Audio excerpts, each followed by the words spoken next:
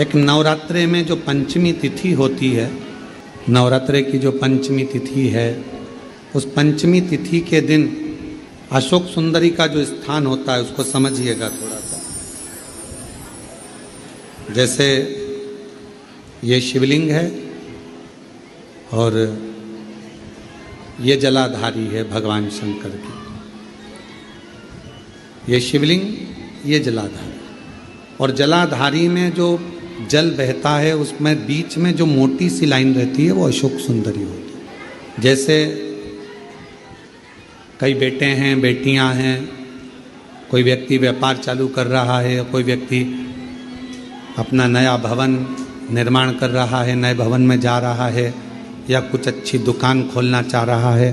कोई अपने लक्ष्य पर पहुंचना चाहता है और पहुंच नहीं पा रहा। तो जो शारदीय नवरात्रे आते हैं, इस शारदीय नवरात्रे में जो माँ आद्य शक्ति की पूजन की जो पंचमी तिथि होती है, इस पंचमी तिथि पर अशोक सुंदरी वाली जगह पर, जो अशोक सुंदरी का स्थान है, वहाँ पर लाल पुष्प एक समर्पित करें।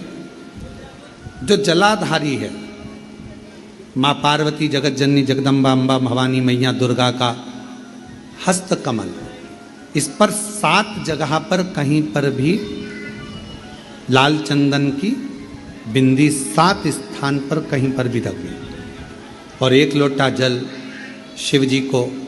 पंचमी के दिन, नवरात्रि की, शारदीय नवरात्रि की पंचमी के दिन कामना करते हुए उत्तर की ओर मुख कर कर, अर्थात यहाँ बैठते हुए शिव जी पर जल चढ़ाना प्रारंभ करें और अपने मन की कामना कहकर बाबा के पास में जो लाल पुष्प समर्पित करा है, उस पुष्प को अशोक सुंदरी वाली जगह से वापिस लेकर आ जाए। जिस लक्ष्य को आप पाना चाहते हो, अच्छी पढ़ाई कर रहे हो, खूब अध्ययन कर रहे हो, खूब मेहनत कर रहे हो, खूब पढ़ो, कोई दुकान खोल रहे हो, व्यापार चालू कर रहे हो, कोई नया कार्य चालू कर रहे हो, उस पुष्प को अपने स्पर्श कर कर या उस पुष्प का दर्शन कर कर आप एक बार जाकर देखो, आपको उस मंजिल तक माँ आद्य शक्ति, दुर्गा भवानी, शिव पहुंचा कर शंकर में। और एक निवेदन करूं आप लोगों से कि बन सके दुर्गा सप्तशती का पाठ अगर करते हो या दुर्गा सप्तशती को आप पढ़ते हो तो हिंदी का उसमें नीचे लेख आते रहते हैं, बहुत सारे वर्णन आते हैं, उसका भी पढ़ेंगे तो उसमें बहुत सारी बातें आपको बहुत अच्छी अच्छी, देवी भागवत में, दुर्गा सप्तशती में, इनमें बहुत सुंदर सुंदर कल्याण का, यदि गीता प्रेस गोरखपुर से जो कल्याण निकलती है, उस कल्याण का यदि देवी अंक अगर आप पढ़ेंगे माता दुर्गा भवानी पर, बड़ा सुंदर है। उसमें भी बहुत सी चीज़ें, माँ आद्य शक्ति की आराधना की, साधना की, पूजन की पद्धति बहुत सुंदर, उसका ध्यान करें। शिव से कुछ, अगर भगवान शंकर की हम आराधना कर रहे हैं, भगवान शंकर से अगर हम कुछ पाना चाह रहे हैं, तो भगवान शिव की सबसे पहले उससे साधना करो, शिव को पहले अपना बनाओ। अब देखिए, कई लोग कहते हैं प्रश्न करने वाले पीछे नहीं हटते महाराज, बहुत प्रश्न करते हैं और प्रश्न कर कर पूछते हैं, गुरुजी ये कलश के ऊपर आम के पत्ते क्यों लगते हैं? उसका उत्तर है, ध्यान दीजिए, प्रश्न बहुत है तो उसके उत्तर भी बहुत है, बस उसको समझने वाला चाहिए। और आप लोगों को तो आज बहुत बहुत भगवान ने कृपा करी है, जो आप पहले दिन ही कलश स्थापना होती है और पहले दिन ही आपको ये ज्ञान हो जाए कि बच्चे पूछें कि कलश क्यों रखा जाता है, कलश के ऊपर आम के पत्ते क्यों लगाए जाते हैं, कलश के ऊपर नारियल क्यों रखा जाता है, कलश के ऊपर 9 बार मोली क्यों बांधी जाती है, मोली मतलब लच्छा, नाड़ा 9 बार क्यों लपेटा जाता है नारियल के ऊपर, कलश के ऊपर जब रखते हैं।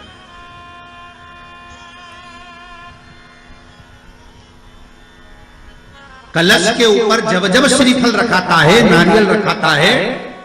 तो उस पर 5 बार 7 बार मोली नहीं लपेटी जाएगी, तो 9 ही बार लपेटी जाएगी। 5 या 7 बार लपेटते हैं तो कहते हैं कि लक्ष्मी की छिन्नता होती है, और वो 9 बार लपेटी जाती है तो भरपूर लक्ष्मी का भंडार भरती है। क्यों कहते हैं?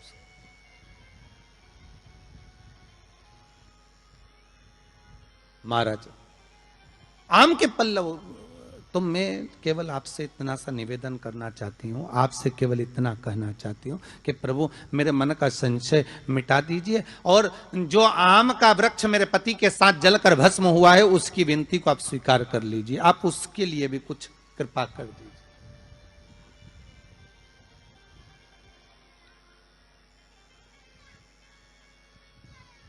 इसी को कृपा कहते हैं, इसी को करुणा कहते हैं, इसी को दया कहते हैं। भगवान बोले अब आप आई हो रति, ठीक है, मांगो क्या चाहिए, बस इतनी कृपा कर दीजिए कि आम के वृक्ष का भी उद्धार कर दो।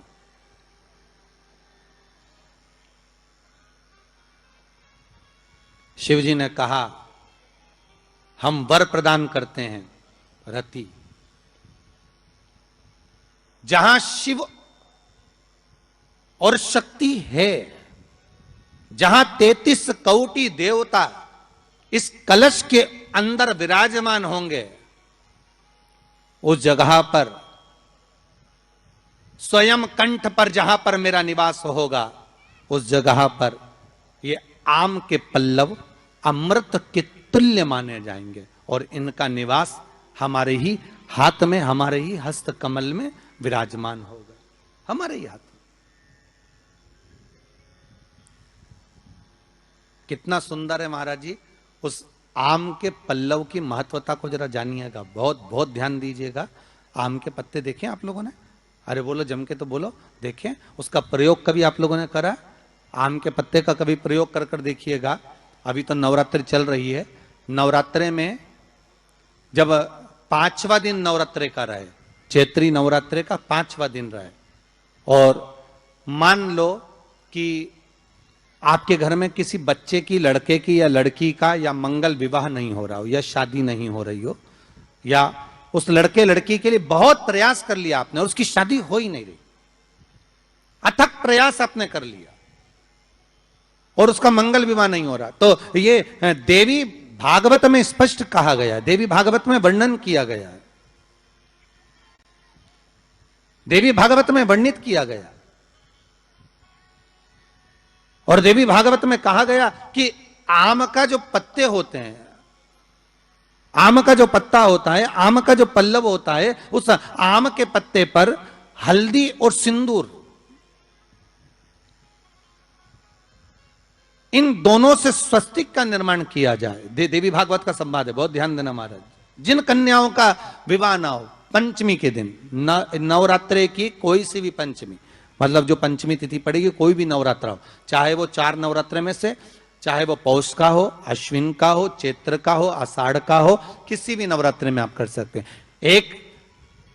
पान के पत्ते पर, एक ही पत्ते पर जो 2 स्वस्तिक बनेंगे, एक हल्दी का बनेगा, एक सिंदूर का बनेगा। बस अंतर इतना है, जो हल्दी का स्वस्तिक है उस पर कंकु के चावल, अर्थात रौली के चावल, रोली कुंकू के चावल रखना है, और जो सिंदूर का है उस पे हल्दी के चावल रखना। इतना रखकर जिस लड़का लड़की का विवाह नहीं होता उसकी हथेली पर रखकर उसका नाम और गोत्र बोलकर महाराज उसको ले जाकर नीम के पेड़ के नीचे उसको रख दिया जाता है। मात्र 3.5 या 4 महीने ऐसे रहते हैं जिसके अंदर उस लड़का लड़की का विवाह पक्का हो जाता है। जिसका विवाह नहीं होता केवल उसी के लिए, जिसका मंगल विवाह ना हो रहा, आम के पल्लव में शिव का वर प्रदान है, आम के पल्लव में शंकर का आशीर्वाद।